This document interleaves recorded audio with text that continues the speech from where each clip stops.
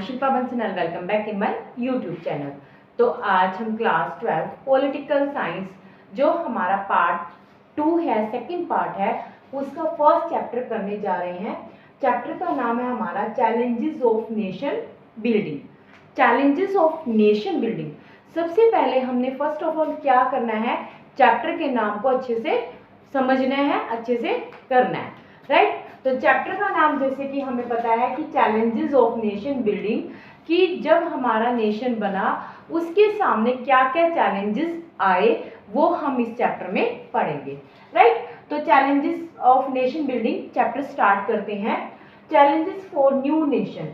अब हमें पता है कि जब हमें इंडिपेंडेंस मिली तो भारत और पाकिस्तान यानी कि इंडिया और पाकिस्तान भी आपस में डिवाइड हो गए थे।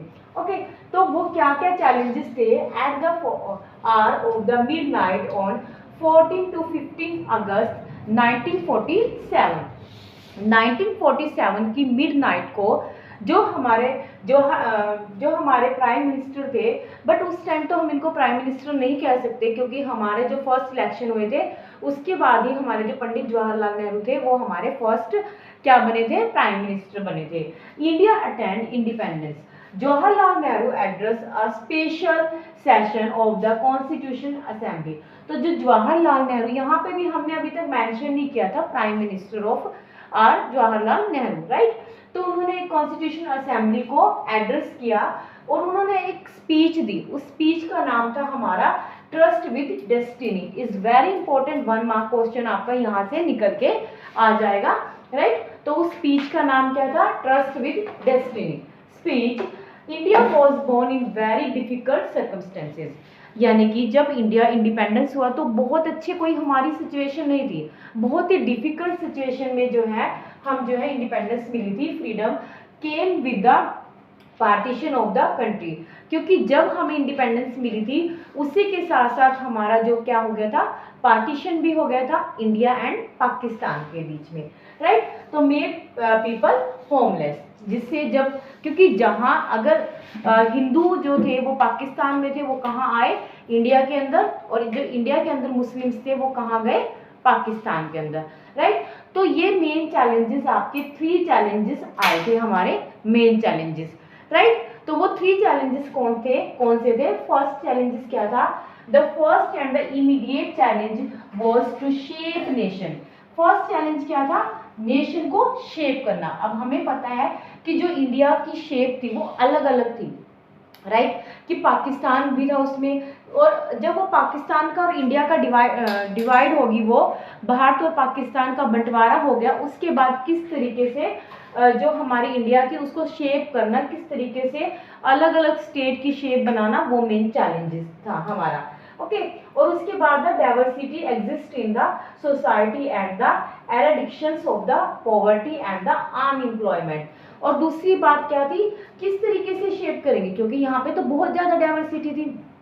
अगर आप साउथ इंडियन की बात करते हो, अगर आप नॉर्थ इंडिया की बात करते हो, तो जो साउथ इंडिया हमारा नॉर्थ इंडिया से बिल्कुल ही डिफरेंस है। इसी तरीके से अगर हम वेस्ट की बात करते हैं या ईस्ट की बात करते हैं तो वो भी आपस में बिल्कुल ही डिफरेंसेस है, राइट। तो इतनी सारी डाइवर्सिटी होते हुए भी उसको एक करना ये मेन चैलेंज था।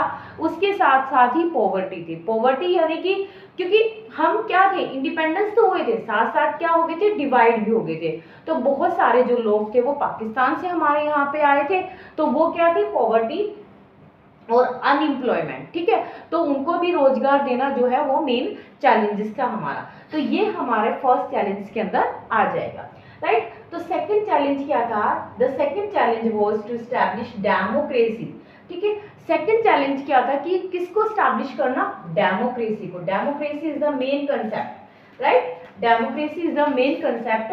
Developed democratic practice in the accordance with the constitution, और कॉन्स्टिट्यूशन को लागू करना कि हमारे यहाँ पे जितना भी काम हो वो according to democracy, according to constitution हो, सबको समान राइट मिले, सबको इक्वालिटी मिले, पॉवर्टी को खत्म किया जाए, अनएम्प्लॉयमेंट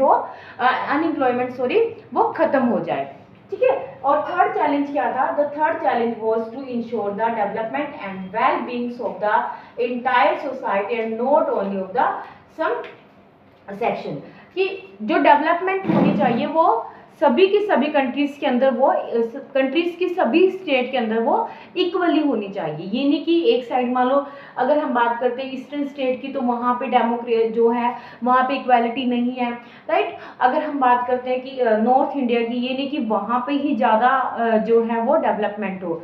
तो ये मेन चैलेंजेस थे, 3 चैलेंजेस, और ये आपका मोस्ट इंपॉर्टेंट क्वेश्चंस भी बन जाता है, ठीक है। मोस्ट इंपॉर्टेंट क्वेश्चन है आपका, और ये 6 मार्क्स के अकॉर्डिंग आपका क्वेश्चन जो है वो बनेगा, राइट। तो आपने ये क्वेश्चन जो है वो अच्छे से रिवाइज भी करना है, और ये आपके एग्जाम पर्पज ऑफ वे से भी आपका मेन इंपॉर्टेंट क्वेश्चन हो जाता है। आ जाता है इसके अंदर partition, displacement and the rehabilitation. अब इसका मीनिंग क्या है? पार्टीशन, किस तरीके से पार्टीशंस हुआ, किस तरीके से डिस्प्लेसमेंट हुई, या किस तरीके से रिहेबिलिटेशन हुआ, ये हम इन नोट्स के अंदर जानेंगे।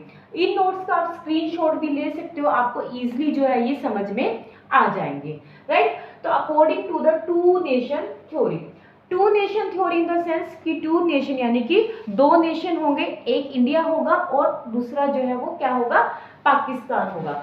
और जो टू नेशन थ्योरी थी वो किसने दी थी? मोहम्मद अली जिन्ना ने। किसने दी थी? मोहम्मद अली जिन्ना ने। Advanced by the Muslim league India consisted of the not come but 2 people, Hindu and मुस्लिम। कि जो इंडिया बनेगा वो किसमें कंसिस्ट करेगा? नॉट अ वन बट इसके अंदर 2 टाइप्स के पीपल हैं। कौन कौन से हैं वो? Hindu and Muslim. That is why he demanded Pakistan separate country for Muslim. इस वजह से पाकिस्तान के लिए किसकी डिमांड की गई? सेपरेट कंट्री, यानी कि अलग से कंट्री हो और उस कंट्री का नाम क्या रखा जाए? पाकिस्तान, राइट। बट जो हमारी कांग्रेस पार्टी थी, the Congress oppose this theory, यानी कि जो कांग्रेस पार्टी थी वो टू नेशन थ्योरी के अपोज थी, मतलब उसको टू नेशन थ्योरी यानी कि उसने भारत और पाकिस्तान को डिवाइड नहीं करना था। और इसी तरीके से उन्होंने and the demand for the Pakistan, और जो पाकिस्तान की डिमांड रखी थी किसके लिए? मुस्लिम्स के लिए, वो भी उन्होंने जो है उसके भी वो अपोज्ड थे, राइट। प्रोसेस ऑफ पार्टीशन, अब जो पार्टीशन की प्रोसेस थी वो क्या रही, किस तरीके से प्रोसेस हुआ, क्या प्रक्रिया रही उसमें? The idea appear simple. जो हमें ये प्रोसेस का आइडिया ना, ये हमें लग रहा है simple but it is very difficult. वो डिफिकल्ट क्यों था? क्योंकि इसने बहुत टाइप्स की, बहुत काइंड्स की जो है डिफिकल्टीज फेस की। फर्स्ट क्या था? First of all know single belt of Muslim majority area in British India, यानी कि जब हमें इंडिपेंडेंस मिली, यानी कि जब हम इन ब्रिटिश इंडिया के अंडर में थे, उस टाइम कहीं पे भी जो है एक सिंगल बेल्ट नहीं थी। किसकी सिंगल बेल्ट नहीं थी? मुस्लिम्स की, कि हाँ चलो यहाँ पे मुस्लिम रहते हैं, हम इनको अलग कर देते हैं, ओके। तो जो मुस्लिम्स थे वो ओवरऑल कंट्रीज के अंदर इंडिया के अंदर थे। There were the 2 area of the concentrations, one of the west and one in the east. There was no way these 2 parts could be joined. और सबसे बड़ी डिफिकल्टीज क्या आई थी कि जहाँ पे मुस्लिम्स जो आबादी थी वो ज़्यादा थी, वो 2 एरियाज के अंदर थी, राइट। अगर हम बात करें इंडिया की और पाकिस्तान की, तो यहाँ पे भी मुस्लिम मेजोरिटी, यानी कि जो यहाँ पे थे ये वेस्टर्न लोग रहते थे, और यहाँ पे भी जो है वो मुस्लिम्स जो है वो रहते थे, जो आज के टाइम का बांग्लादेश है। अब इन दोनों को आपस में ज्वाइन करना वो तो बहुत ज़्यादा डिफिकल्टीज का काम था, ठीक है। तो इसमें दिया हुआ है there were 2 area of the concentration, one of the west and one in the east. जो ईस्ट पार्ट में था और जो वेस्ट पार्ट में था, अब उनको आपस में कनेक्ट करना वो बहुत ज़्यादा बड़ी डिफिकल्टीज थी हमारे सामने। तो these 2 part could be joint. Second क्या था? Not all Muslim majority area wanted to be Pakistan. अब कुछ तो लोग चाहते थे कि मुस्लिम्स के लिए अलग से देश बने, अलग से कंट्री बने, बट जितनी मोस्टली जो मेजोरिटी थी मुस्लिम्स की, वो नहीं चाहती थी कि जो मुस्लिम्स है वो पाकिस्तान में अलग रहे, राइट। तो not all Muslim majority area wanted to be Pakistan. जैसे कि बात करते हैं हम खान अब्दुल गराफ खान की, ठीक है। जो खान अब्दुल गराफ खान था वो उसको क्या एक फ्रंटियर गांधी जी के, यानी कि उसको भी एक इंडिया का गांधी, जैसे कि इंडिया के अंदर गांधी जी थे जो नॉन वायलेंस पे ज़्यादा फोकस करते थे, वो अपने किसी भी मूवमेंट में उन्होंने वॉयलेंस नहीं होने दिया। इसी तरीके से अगर हम पाकिस्तान की बात करते हैं, पाकिस्तान के अंदर कौन थे ये, अब्दुल गफ्फर खान। अब्दुल गफ्फर खान जो थे उनको फ्रंटियर गांधी के नाम से भी जाना जाता है। वो जो है इसके अपोज थे, वो भी नहीं चाहते थे कि इंडिया और पाकिस्तान जो है दो अलग अलग कंट्री बने, right. Next problem was the two of the Muslims majority, क्योंकि अगर हम बात करते हैं इस इधर वाली साइड जो है हमारा पंजाब लगता है और यहाँ पे हमारा वेस्ट बंगाल, राइट। तो majority Punjab and Bengal had very large area where the non Muslims were in the majority, क्योंकि यहाँ अब इस स्टेट को पंजाब को भी हम पाकिस्तान के अंदर नहीं मिला सकते थे क्योंकि यहाँ पे मुस्लिम मेजोरिटी थी ही नहीं, और यहाँ पे इसी तरीके से बंगाल को भी हम जो है मुस्लिम पाकिस्तान के अंदर नहीं मिला सकते थे। तो ये बहुत सारे, कहने में सिंपल था पार्टीशन, पार्टीशन कहने में बहुत सिंपल था कि चलो हम अलग अलग हो जाते हैं, बट जो इसकी प्रोसेस थी वो बहुत ज़्यादा डिफिकल्टीज थी। जो इसकी नेक्स्ट वीडियो में हम जो है इसके नेक्स्ट पार्ट को पढ़ेंगे। आई होप आपको मेरी वीडियो पसंद आई होगी। अगर पसंद आए तो प्लीज़ इसे लाइक शेयर और सब्सक्राइब जरूर करें। Thank you so much.